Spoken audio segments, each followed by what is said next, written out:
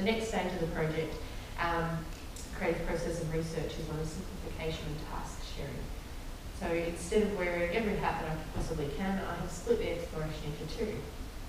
So I'm concentrating on the concept development, research and organisation, and I have employed a collaborator to be my performer and choreographer, which is the glass standing right there. So contemporary dancer Jonathan Schreck is a company member of Hybrid Dance in Melbourne, a very small new company, is now the body to my ideas, and the work is already developing into something new and quite exciting. After dancing with and observing Jonathan for a number of months, I decided that he was the perfect candidate to work on this next instalment. 3 months ago, I started documenting his creative process as he goes through developing, refining, teaching and rehearsing new choreography. And after I've watched him without any brief, I decided to give him the brief to work on a new piece. And all I can say is that that particular piece will be looked at early next year. It's still very much in its developmental stage.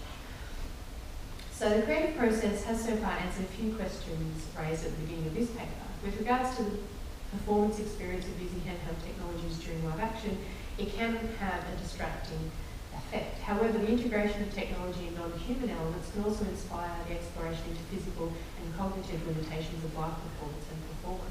And then there's the whole issue of performance extension and documentation. Now normally, this is the part where a concluding statement is given. And Nolan, I will try and here we go, but it's actually more honest to say, stay tuned. Thank you. Questions for Rachel?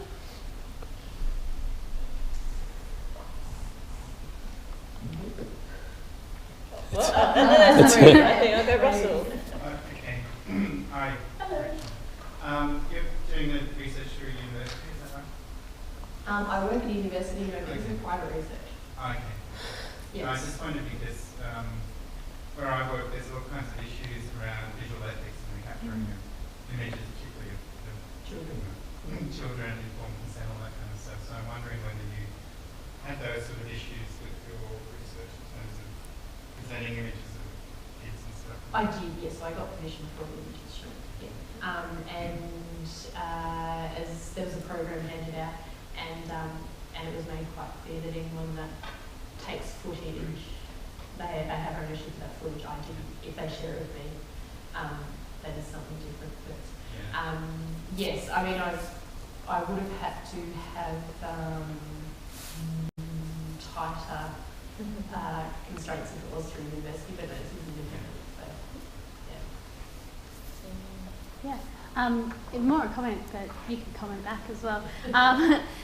I found it really interesting how you said people came to you and actually said, oh, you can edit this before putting it online, particularly when we go to say we go to a music concert and you video a bit, people are putting it on Facebook and Twitter like that with no questions asked. Do you think possibly the fact that it was seen as an artwork as opposed to a contemporary music performance that could have changed people's kind of perception in that? Yeah, I do agree. I also think there's a different culture with music and live body-based performance. For whatever reason, I haven't investigated that yet. But yes, I certainly found talking to audience members afterwards, they were self-censoring and they thought that I would like to have full control. And I don't think they asked anyone explicitly if I hadn't had process with instructions in a program and this is what I'm trying to do. I didn't ask anyone if they would have posted on Facebook anyway. So, as I said, this is still very young research, and that was more concept development to lead into a stronger, longer, body-based piece. So, yeah. Kim? I just wanted to ask a bit further about what you said about the very fact that it was a research process seemed to kind of get in the way of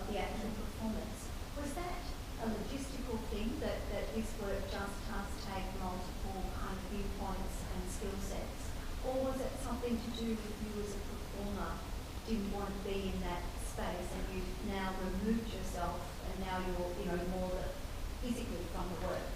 Is that a desire to be more directorial around the process, or?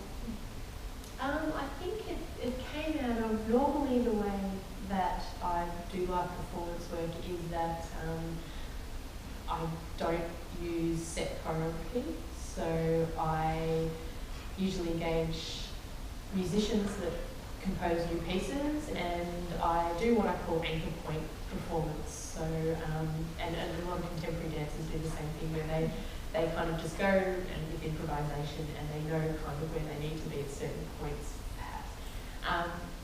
And so I normally kind of enter a different headspace because the concept's fully developed. I do my thing, and then I might check for feedback afterwards. But this piece, because I was filming at the same time, so I was bringing in a new element. It wasn't just that people were filming me, but I wanted to have a digital double sensation as well as a physical one. That stuffed it up. Not enough hands and Not enough hands, yeah. And I still kept the same parameters in normal performance. So the musician, he was just reacting to me, making sounds, and we had no rehearsal. So there was nothing. I had brought the materials in. There was absolutely no choreography, and then I added an extra element, and I didn't realise until it was kind of midway performance of like this, and I felt that it wasn't working. So I think that impacted on the piece. So I think when you have performance as research, it's important to, I think, set out the limitations more clearly beforehand. But then again, as a research project, this was kind of fun as well. And it wasn't attached to any degree. It wasn't attached to a university. It was, and I think I didn't do that because I knew it might be a little bit tricky. So I was going to ask you why you didn't, if you are, you know, based in a university, and whether you actually can. You know. Well, I guess my role at La Trobe is more of an art historian rather than a performer. So, I wanted to, I guess, and that's another thing that why I got confused, because I was so interested in the research and the written element afterwards. So from now on, and the older that I get, in my mid-30s, the more I realise that I want somebody else's body to do the action, and then I'll just come up with the concept. So, Wonderful. Well, that's great. Could we please thank Rachel? Thank you.